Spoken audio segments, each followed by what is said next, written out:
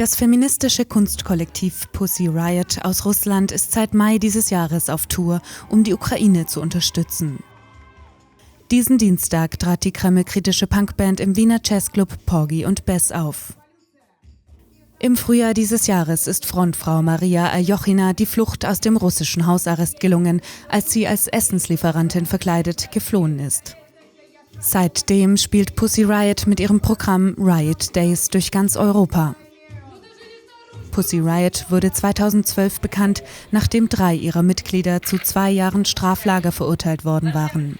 Damals drangen sie in eine Moskauer Kathedrale ein, um mit einem Punkgebet für Putins Absetzung zu beten.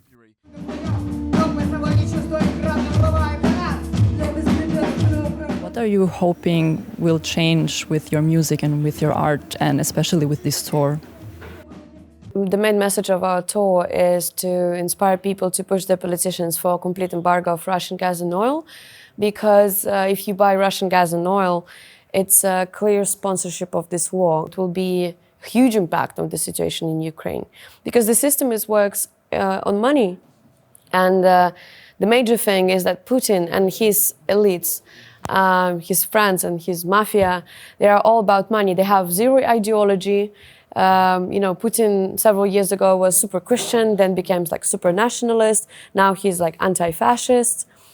So it was never about ideology, but it was always about remaining in power and earn as much money as you can. So the show is a combination of punk concert, documentary theater, and video art. Basically, all the video that you will see tonight is documentation of different actions of Pussy Riot. And this is a story of Masha Aljochina, my friend, my colleague in Pussy Riot. And in her book, she described her experience from her first action of Pussy Riot till the last day in prison. And we basically tell the story from the stage. And we really want to inspire people for their own actions. There are already embargoes and also politicians from Europe talking about restricting visas for Russian citizens. You, as a Russian yourself, do you think that this will help in any way? I think it's not efficient because a lot of people, decision makers, Russian decision makers and their families, they already have European passports, they travel with no problems, they have several passports on several names, several documents, diplomatic passports, etc. I don't think this will affect the situation in Ukraine right now. Also, I understand that it's probably easier to do than to do an embargo for gas and oil. I would be the first one to kick out all these Russian oligarchs that basically made their wealth out of stealing from Russian people from Europe, to arrest all their properties in Switzerland, Germany, Austria. You are very active on TikTok, and there you talked about being a policewoman. You worked for 1 year for the police when you were 18. What changed? I was under the very wrong impression that I would go to police and I will help people and I'll be like, this badass who will catch bad guys and make the world a better place. But very quickly I realized that the system itself designed in a way not to help people but to protect government interests. And I quit after a year. And then I started to be interested in what's going on in Russia in general. And I started to do my own actions. I started to participate in demonstrations.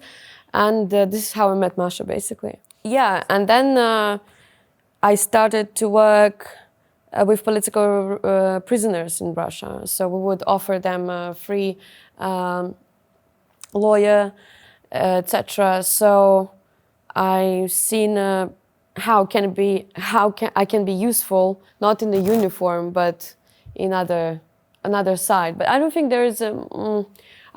there's a contradiction here. You've been a Pussy Riot member for 7 years. Did you see any impact, any change in Russian societies? So yeah, now it's the darkest time in Russia that I witnessed. We have crazy repressions. We couldn't imagine such political cases, such, even the text of protocols. For example, one guy, he stood with a poster, "No to Fascism."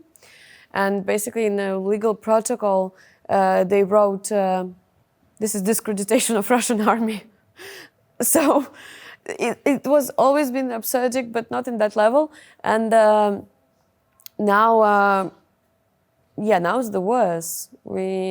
I think it's quite logical if we look at Putin and his goals and his motivation. His motivation is to remain in power forever, as long as he can, because as long as he is present, he's protected. His assets are protected, etc. So, because the changing in the government can also change his life in terms of his freedom, his money.